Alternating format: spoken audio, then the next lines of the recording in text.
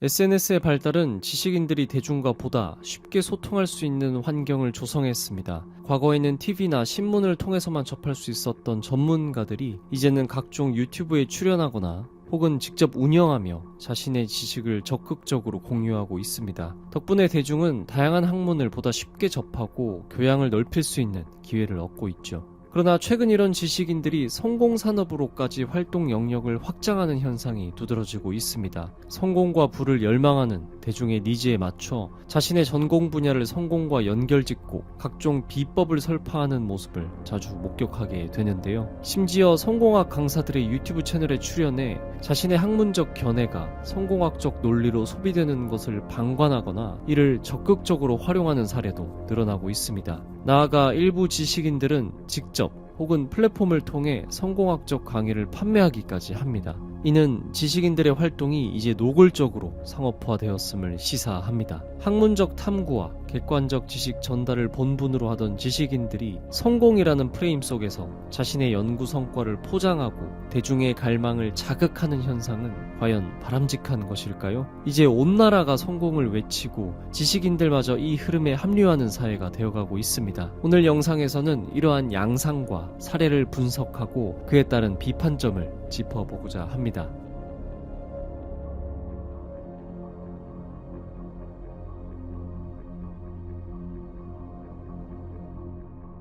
2010년부터 한국적 자기계발의 중요한 축으로 학문적 탐구가 떠올랐습니다. 단순히 지적 호기심을 충족하려는 수요도 있었지만 대표적으로 이지성의 리딩으로 리드하라처럼 인문고전을 읽어야 성공한다는 메시지가 유행하며 학문적 관심이 성공을 위한 도구로 소비되기 시작한 것이죠. 정의란 무엇인가, 지적 대화를 위한 넓고 얕은 지식 같은 책들이 유행하고 알쓸신잡, 어쩌다 어른 같은 프로그램이 인기를 끈 것을 보면 교양에 대한 대중의 욕망은 꾸준히 있어 왔습니다. 그런데 예전에는 이런 콘텐츠와 성공학이 뚜렷이 구분되어 있었다면 최근 들어 이 경계가 점점 모호해졌습니다. 교양을 추구하던 사람들이 사회에 퍼진 배금주의로 인해 성공학에 발을 들이게 된 것인지 아니면 성공학의 영향력이 커지면서 교양이 성공을 위한 수단으로 전락한 것인지는 분명치 않습니다. 다만 이제 교양과 지식은 상당 부분 성공을 위한 수단으로 변질되어 버렸는데요.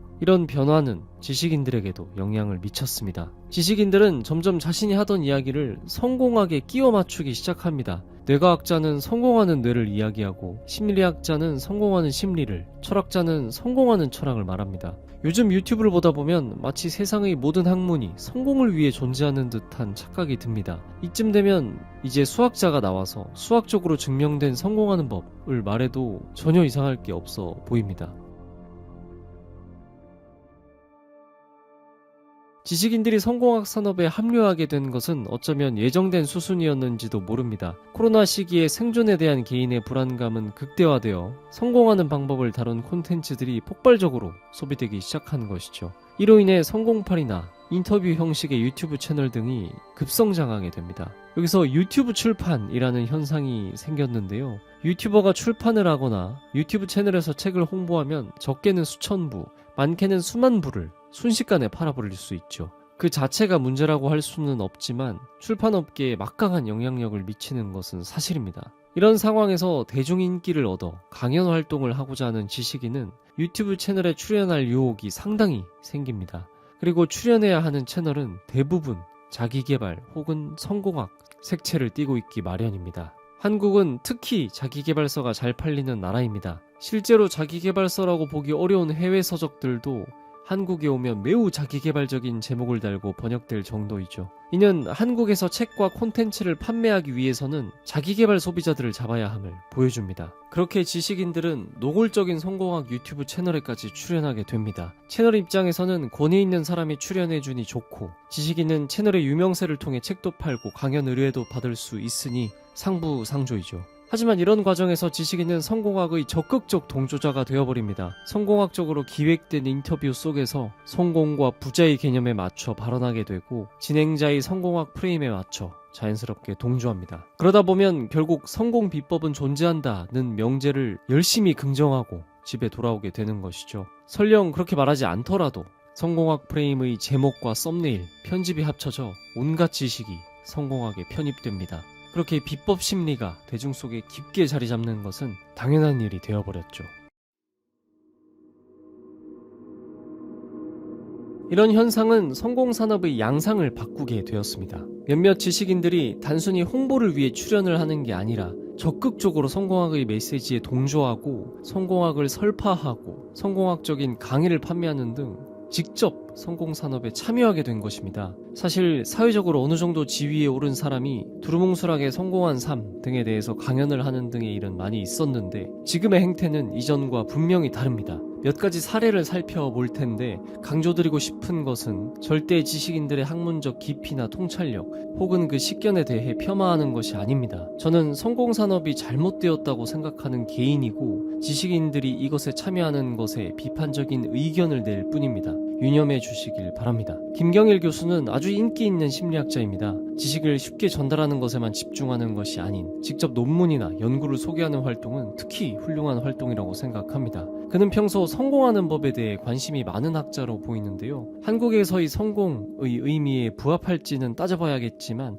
해외에도 캐럴 드웩이나 더크워스 같은 학자도 있으니 국내에도 성공에 대해 관심을 갖는 학자가 있는 게 이상한 일은 아닙니다. 다만 시청자 입장에서 김 교수님은 최근에 조금 더 성공하게 가까워지면서 다소 우려스러운 모습을 보여준다고 생각합니다. 아주 문제가 많은 성공파리 강사의 채널에 출연하여 팬심을 드러내기도 하고 책에 추천사를 써주고 김미경 대학에서 학자로서는 다소 선정적인 문구로 성공학적 강의를 판매하고 있습니다. 성공학 채널들이 갖다 붙인 제목과 썸네일에 있어서는 책임을 벗어난다고 하더라도 직접 성공 비결이라는 워딩을 사용하시면서 강의를 하는 모습은 다소 자극적이라고 보기 충분한 것 같습니다. 여러 연구를 토대로 일상에 적용하여 이렇게 하면 좀 더 성공에 가까워지는 게 아닐까는 식의 교양 강의를 하는 것은 매우 건전하다고 생각하고 저도 참고합니다만 점점 자극적으로 변하는 워딩과 일부 비약으로 보이는 내용들, 성공학 강사들의 담론에 동조하는 모습은 건전한 학자로서의 모습을 잃어갈 수 있는 부분이라고 생각합니다. 성공학은 분명히 학문이 아니며 소위 성공에 대해 연구하는 심리학 분야는 아직 많은 한계점들을 가지고 있습니다. 학문적인 힌트를 얻어나가는 것과 비결, 비법이 사회에 난무하는 것은 다른 문제라고 봅니다. 곽상빈 변호사는 지식인 중에서는 상당히 노골적으로 성공학을 직접 판매한 분입니다. 그는 수십 개의 자격증을 가지고 있으며 남들은 하나도 따기 어렵다는 전문직 자격을 여러 개나 보유하였고 경영학 박사학위까지 소지하고 있습니다. 정말 엘리트의 끝판왕이 아닐까 싶은 정도인데요. 이보다 더 권위를 가질 수 없다고 생각이 드는 분이 뇌를 속여 지능을 10배 높이는 방법을 설파하니 특히 공부를 잘하고 싶은 사람의 입장에서는 혹할 수밖에 없는 워딩입니다. 공부법에 대해 공유하는 콘텐츠는 당연히 건전하다고 보는 입장이지만 개인의 경험을 지나치게 일반화하고 유사과학적인 용어를 사용하여 제작하는 콘텐츠는 다소 사회적으로 문제가 있는 게 아닌가 하는 생각을 하지 않을 수 없었습니다. 나아가 곽 변호사님은 다소 음모론적인 모임 비즈니스와 전자책 사업도 벌였는데요. 네이버 카페를 만들어 세상에 퍼지면 절대 안 되는 비법을 담은 연봉 10억 비밀 설계도 전자책을 700만 원에 판매하였습니다. 표현에 따르면 자료는 퍼지는 즉시 모든 수험과 취업 생태계가 박살날 것이며 자본주의 생태계가 심각하게 망가져 버릴 것이라 자식들에게만 물려주려고 했던 극비자료라고 합니다. 공짜나 다름없는 헐값이다. 조금이라도 망설여진다면 나가주길 부탁한다. 원래 1억에 팔아도 손해다. 돈을 벌려는 게 아니다. 유출 시 강력한 법적 조치를 하겠다는 식의 마케팅 문구는 성공파리 강사들에게 영향을 받은 것으로도 보입니다. 이 상품을 구매한 소비자들은 끌어당김의 법칙에 정확히 들어맞는 글을 쓰며 후기를 남겼는데요. 이 책을 얻으면 뉴타입 지니어스 클럽의 일원이 되고 카페 회원들을 이름을 붙여 혁명단이라고 칭하는 것 또한 매트릭스 음모론 장사와 궤를 같이 하는 부분이 있습니다. 이 책에는 단순히 공부 비법뿐만 아니라 투자 비법 또한 다룬 것 같은데요. 카페에서는 운영진으로 보이는 투자괴물이라는 사람이 자산을 200배 폭증시키는 방법을 알려주고 주식의 종목 또한 추천해준 것으로 보입니다. 유튜브에서 하루 만에 7억을 벌고 자산을 260배 만드는 비법이 있다는 콘텐츠를 보고 유입이 많이 되었을 것 같습니다. 이외에도 연사를 모셔 다이어트 비법을 듣는 등 다양한 비법 콘텐츠를 시도했으나 성공파리 논란이 불거지고 대중들에게 문제의식이 생기던 즈음 카페는 갑자기 폐쇄되고 유튜브 채널은 전면 개편되었습니다. 과거에 정말 정규 꼴찌 문제아였는지 사실을 확인해 볼 수는 없지만 압도적인 권위를 가진 사람이 공개되면 자본주의 생태계가 망가져버릴 비법이 있다고 하니 정말 그런 음모가 세상에 있는 건지는 모르겠습니다만 우리 사회를 이끌어가는 지식인이자 엘리트로서 공동체의 행복을 생각한다면 이게 적절한 행위인가 하는 의문은 많이 있습니다. 박문호 박사님은 인기 있는 과학 커뮤니케이터입니다. 일반인들이 어렵게 느끼는 자연과학을 재미있게 설명하고 대중에게 가까이 있으려 부단히 노력하는 지식인이죠. 그러나 최근에는 여러 인터뷰 채널에 출연하여 공부법, 뇌과학 등에 관한 이야기를 하시면서 다소 경험적인 이야기가 섞이고 근거가 되는 논문과 연구가 인용되지 않다 보니 시청자 입장에서는 내용을 비판적으로 소비하기가 어려웠습니다. 더불어 뇌과학자라고 불리는 것은 논쟁의 여지가 있지만 뇌과학 박사라고 허위 이력이 표기된 것은 중대한 문제이기에 해당 채널에 반드시 정정 요청을 해주셨으면 하는 바람입니다. 성공학 채널들에서 알면서도 이런 허위 정보를 표기하는 의도는 뻔하거든요. 사실 박 박사님의 영상들을 보면 천재에 가까운 사람이 여러 지식을 통섭하여 전달하는 건전한 내용일 때가 꽤 많습니다. 엄청난 노력과 공부로 수많은 분야에 통달하시고 자연과학을 대중들에게 친숙하게 알려준 공은 대단하시다고 생각합니다만 경험적인 이야기들은 성공학 채널들에 의해 아주 자극적이고 유사과학적인 제목과 썸네일을 달고 있을 때가 있어 안타까울 때가 많습니다. 물론 성공학 채널들의 책임이 크지만 공부법에 대해 보여주시는 다소 독단적으로 비칠 수 있는 태도도 약간은 영향을 미친 것 같습니다. 그저 성공학이 사회에 어떻게 악영향을 미치고 과대 광고 문제가 얼마나 심각한지 한번 살펴봐 주시길 바라는 마음입니다. 황농문 교수 또한 뇌과학에 대해 성공, 부자 등과 결부시켜 대중강연을 많이 하는 분 중 한 분인데요. 성공적인 삶을 위한 몰입 개념을 한국에서 설파하여 베스트셀러까지 쓰게 되셨습니다. 이 몰입 개념을 살펴보면 심리학계의 여러 연구에 불교를 결합하고 경험적인 내용을 더해 만들어내신 것으로 보이는데요. 오랜 연구를 통해 뇌과학이 나와서 명확해졌다. 1만 시간의 법칙으로 다 설명이 되더라는 식으로 확신을 가지시는 건 개인의 자유입니다만 학자로서 한계점과 비판 연구 등을 소개하지 않은 부분이 조금 아쉬웠습니다. 강의의 내용을 보면 동기부여성 경험적인 이야기도 많이 섞여 있기 때문에 시청자 입장에서는 자칫 주장하시는 내용들이 모두 연구로 명확히 밝혀진 것처럼 오해의 소지가 있었습니다. 성공파리 강사들이 지식인을 인용해 요새 무슨 뇌과학으로 다 밝혀진 것 마냥 이야기하는 게 유행인데 해외의 학자들이 쓴 교양 서적들만 읽어보아도 신경과학에서는 아직 밝혀내지 못한 것이 아주 많고 한계점도 많다는 것을 알 수 있습니다. 예를 들어 의식에 대해서는 아직 정의조차 어려울 정도로 아는 바가 적어 활발한 토론이 이루어집니다. 신경 전달 물질에 대해서도 대중적으로 유행하다 보니 아주 명확한 것 같지만 우리는 일부 이해하고 있는 것이죠. 더불어 재능 대 노력 논쟁은 누구나 궁금해하는 주제인 만큼 심리학 연구도 많이 소개되어 있는데요. 말씀하시는 것처럼 앤더스 에릭슨이나 캐롤 드웩처럼 노력에 대해 강조하는 학자들도 있지만 데이비드 햄브릭, 스콧베리 카우프만, 로버트 플롬린, 브룩 맥나마라처럼 재능에 대해 더 강조하는 학자들도 있는 게 사실입니다. 즉 해당 분야는 아직 입장이 첨예하게 대립하고 있으며 일상적인 단어인 재능, 노력을 정의하고 범주화하기도 상당히 어렵기 때문에 복잡한 사안이라고 보는 게 더 건전한 태도일 것 같습니다. 1만 시간의 법칙 옹호론에서 말하는 계획적인 훈련 개념 또한 설명을 들어보면 상당한 환경적 요인이 필요하며 특히 청소년의 경우는 의지의 문제이기보다 교육자의 문제로 보는 것이 더 적절한 부분도 있다고 생각합니다. 근거로 들어진 그릿의 개념도 측정 방식이 자기 설문이며 당시에는 찬사를 받았지만 지금 와서는 모호하고 지나친 단순화를 한다는 비판도 있습니다. 마시멜로 이야기와 아침형 인간의 뒤를 이을지도 모르는 일이죠.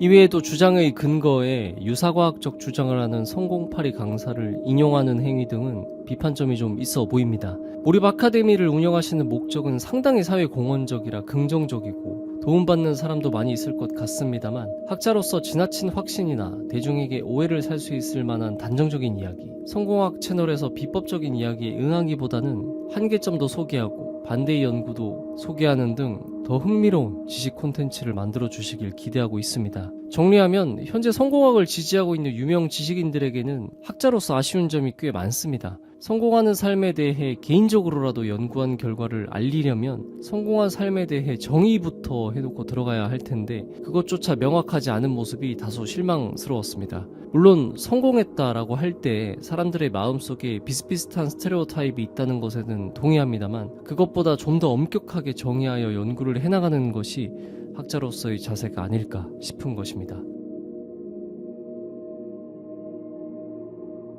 지식인들이 성공학을 긍정하고 성공산업에 참여하는 것은 여러 가지 문제를 가지고 있습니다. 첫째로 성공학이 권위를 등에 업고 더욱 횡행하게 됩니다. 기존의 성공학은 성공파리 강사들이 주로 외쳐왔습니다. 그리고 그들은 보통 전통적인 권위를 가지고 있지 못하죠. 그것이 아직 많은 사람이 속지 않은 이유이기도 합니다. 그런데 지식인들이 성공학을 지지하게 되면 성공파리 강사들의 권위 부족으로 아직 믿지 않고 있던 사람들은 이제 다 넘어가는 것이죠. 한국의 학벌과 엘리트 중심주의가 여전히 팽배한 상황에서 권위는 아직 강력한 힘을 지니고 있고 우리는 누구나 권위에 호소하는 오류를 조금씩 저지르고 살기 때문에 이는 예견된 일입니다. 성공학 채널들은 앞다투어 지식인들을 인용하거나 모셔서 무려 의사가 그랬다, 세계 최고 뇌과학자가 끌어당김의 법칙이 맞다고 한다, 전문직이 성공 법칙이 있다고 한다 며 권위에 호소합니다. 아무리 권위 있는 인물이라도 그 메시지에 대한 비판은 필요하지만 비판을 하려면 너는 무슨 권위가 있느냐, 네가 메신저보다 잘났냐 는 식의 조롱 폭격을 맞을 각오는 해야 하죠. 이처럼 권위로 누군가를 속여먹는 것은 아주 쉽기 때문에 지식인들에게 더욱 큰 책임이 사회적으로 요구되는 것입니다. 대중에게 친숙하게 다가오려는 지식인들이기 때문에 대중인기를 얻는 것이 당연히 나쁜 것이 아니고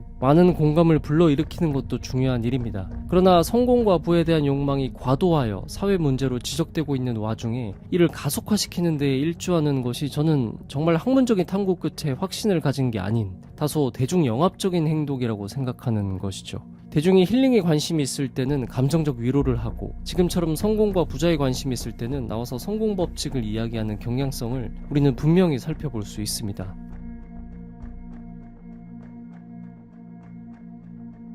대중을 깔보며 일침만 놓아대는 지식인도 잘못되었지만 대중의 욕망만 뒤쫓으며 사회 문제를 보지 못하는 지식인도 바람직하진 않은 것 같습니다. 아무리 가볍게 진행하는 대중강연이라도 이런 것들이 쌓이고 쌓이면 청소년들에게 어떤 영향을 미칠지 조금 더 생각해 봤으면 좋겠습니다. 지식인들이 연구와 논문이 성공 비법을 지지한다고 발언했을 때 이 문제 중 하나는 지식의 진입장벽이 있다는 것입니다. 일반인이 정말 그런지 찾아보기가 어렵다는 것이죠. 그냥 연구에 따르면 그런 연구가 아주 많다 라고 하는 경우 어떤 연구인지 전혀 알 수 없습니다. 좀 나은 경우 논문을 실제로 소개하거나 레퍼런스를 표기하는데 적극적인 시청자가 실제로 읽어본다고 하더라도 전문적인 방법을 통해 진행된 실험을 이해하는 능력의 차이가 있을 테죠. 물론 일반인도 관심 있는 분야에 몰두하고 조사하여 상당한 수준에 이를 수 있고 오류나 모순을 찾아낼 수도 있습니다. 일반인이 지식인의 잘못된 발언을 성공적으로 비판한 사례도 여럿 있으니까 말이죠.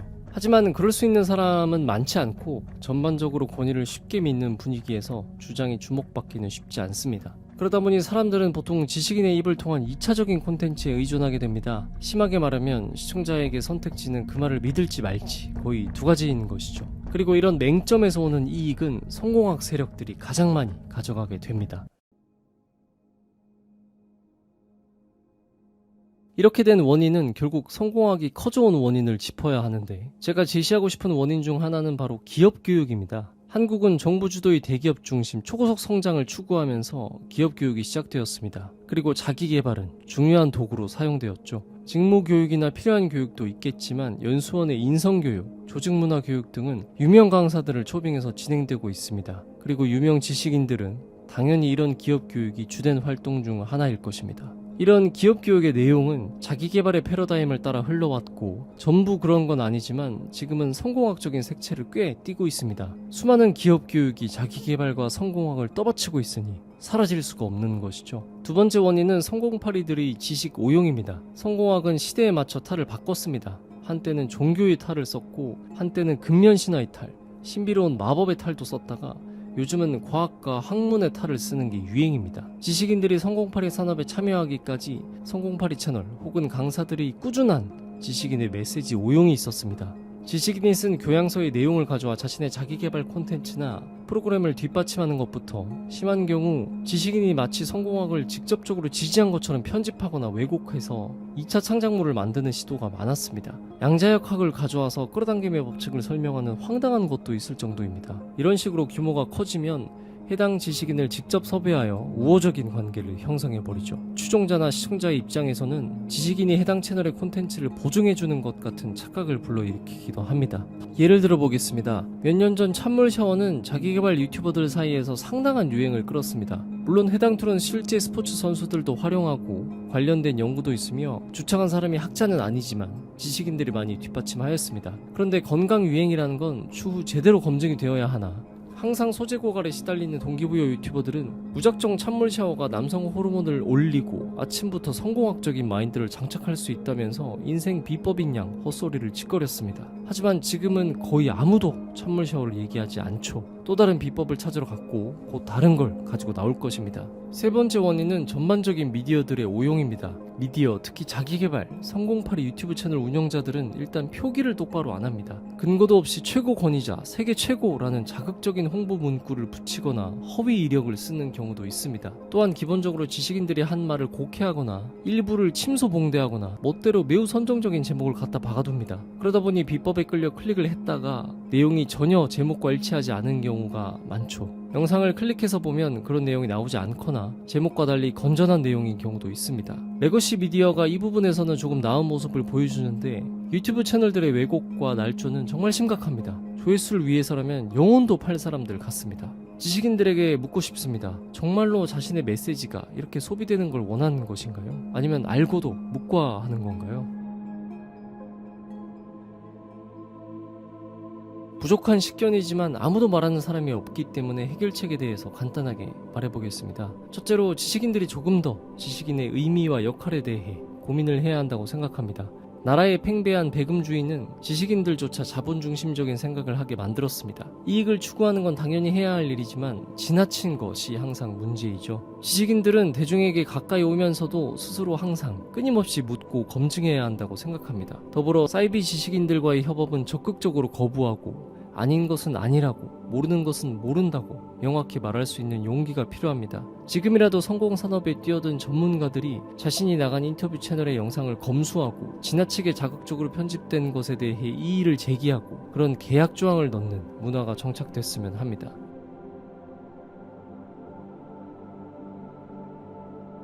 둘째로 또 다른 지식인들의 목소리가 필요합니다. 대중인기에 영합하는 지식인들의 메시지를 가장 잘 검증할 수 있는 건 비슷한 지식과 통찰을 갖춘 또 다른 지식인입니다. TV나 유튜브의 모습을 드러내지 않더라도 칼럼, 인터뷰 등으로 적극적으로 이를 검증하고 비판해야 합니다. 그래야 학계의 이미지나 추구하는 정신 또한 지키는 길이겠지요. 모든 권력은 감시와 견제가 필요합니다. 영상은 많이 보고 글은 점점 안 읽혀가는 상황에서 미디어에 노출되는 지식인의 권력이 더해져가고 있습니다. 세 번째는 우리 대중의 역할입니다. 저를 포함한 대중이 비판적인 인식을 가지고 아무리 전문가라 하더라도 그 메시지가 유사과학적이라거나 지나친 배금주의를 보인다면 콘텐츠를 소비하지 말아야 합니다. 더불어 성공파리를 비판해오며 몇 가지 바뀌어야 한다고 생각하는 문화가 있는데요. 첫째는 메신저와 메시지를 구별하지 못하는 경우입니다. 특정 메신저의 특정 메시지를 비판하면 그 메신저를 전부 부정하는 것, 심하게는 인신공격을 하는 것으로 간주합니다. 두 번째는 권위에 복종하는 태도입니다. 네가 뭔데 교수를, 네가 뭔데 박사를 이라는 인신공격적 비난에 집중합니다.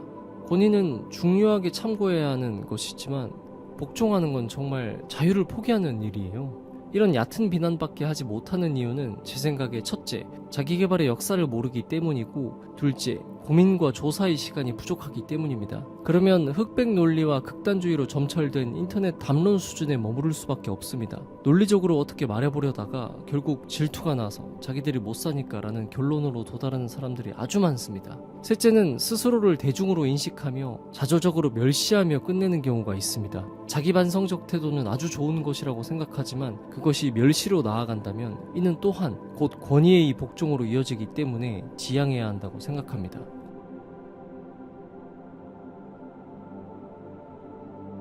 아무리 대단한 학자가 연구를, 가르침을 내놓는다고 하더라도 비판받아야 할 것이며 그 권리는 누구에게나 있습니다.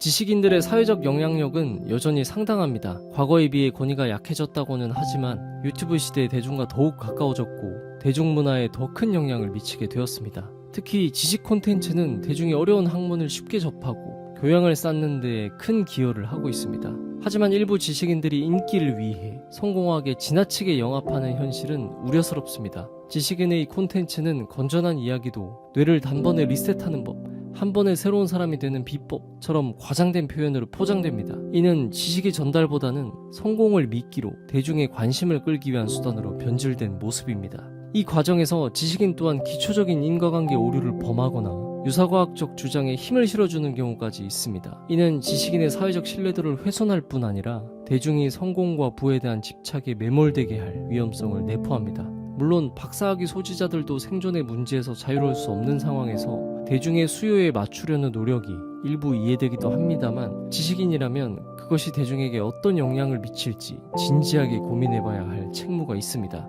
흥미로운 점은 이제 전통적 지식인과 성공파리 강사 간의 경계가 모호해지고 있다는 사실입니다.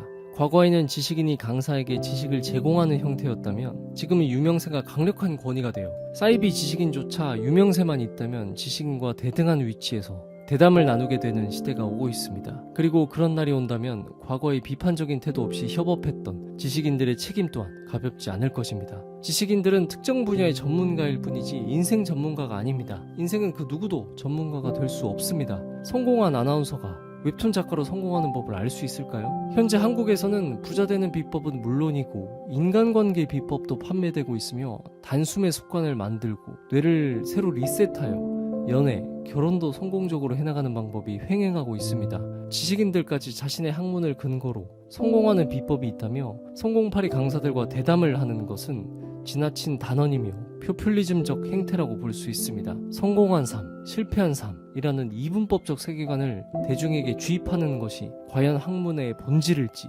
의문을 가질 수밖에 없습니다. 이런 상황에서 성공한 콘텐츠의 위험성과 폭주의 경고의 목소리를 내는 지식인은 찾아보기 어렵습니다. 심리학자조차 행복을 말해놓고 동시에 행복을 저해하는 성공학 수용을 종용하는 이중적인 모습을 보이기도 합니다.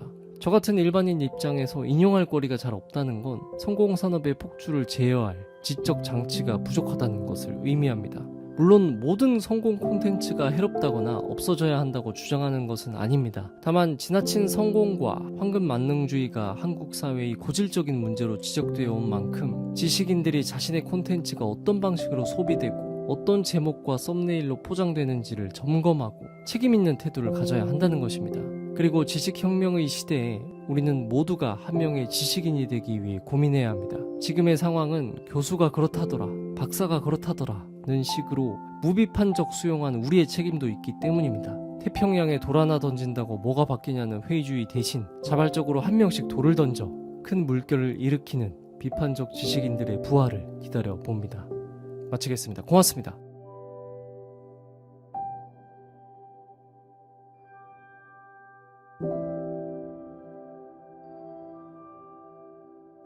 you